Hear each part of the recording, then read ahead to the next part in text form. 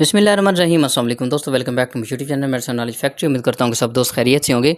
दोस्तों आज हम बात करेंगे गो यूरिक टैबलेट के बारे में। ये किन कंडीशंस के अंदर इस्तेमाल करी जाती है, इसकी डोजेज क्या है, साइड इफेक्ट क्या है और हमारी वीडियो का मेन पार्ट कंट्रा इंडिकेशंस के किन मरीज़ के अंदर जो है ना इस टैबलेट का इस्तेमाल नहीं करवाया जाता है।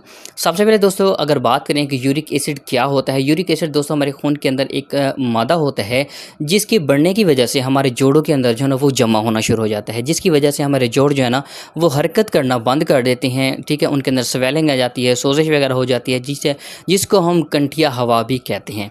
सबसे पहले दोस्तों अगर इसके इंट्रोडक्शन की बात करें तो इसका ब्रांड नेम गो यूरिक है। अगर इसके फार्मूलेशन की बात करें तो इसके अंदर फीबैक्सोस्टेट पे आ जाता है, जो कि आपको 40 mg और 80 mg के अंदर जो है ना वो मिल सकती है, अवेलेबल होती है। दोस्तों आप बात करते हैं बेनिफिट्स के, किन कंडीशंस के अंदर इसका इस्तेमाल करवाया जाता है। सबसे पहले दोस्तों हमारे जिस्म के अंदर जो यूरिक एसिड होता है, जब उसकी मिकदार एक हद से बढ़ जाती है, बढ़ने की वजह से, ठीक है, तो हमारे जिस्म के काफ़ी सारे जो जोड़ होते हैं उनके अंदर ये जमा हो जाती है। जमा होने की सूरत में हमारे जोड़ जो है ना वो हरकत करना मुश्किल हो जाती है। हरकत करती हैं तो उनके अंदर मतलब कि चलना फिरना मुश्किल हो जाता है। उनके अंदर दर्द वगैरह होना 24 घंटे, स्वेलिंग होना, सोजिश वगैरह होना शुरू हो जाती है। ठीक है, तो उस यूरिक एसिड को कम करने के लिए, उसके लेवल को कम करने के लिए इस गो यूरिक टैबलेट का जो है वो इस्तेमाल करवाया जाता है।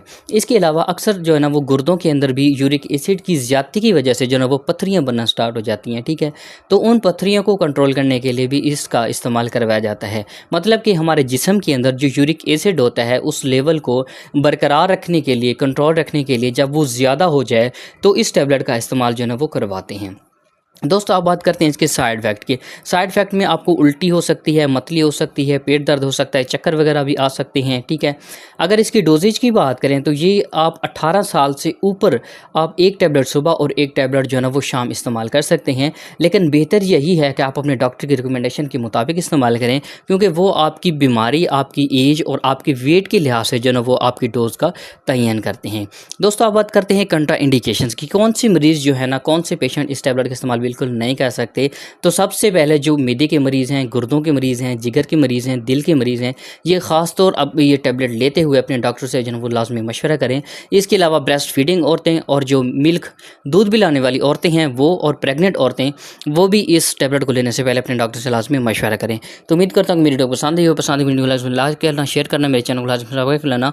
तो मिलते हैं नेक्स्ट वीडियो के अंदर, तब तक के लिए अल्लाह हाफिज़।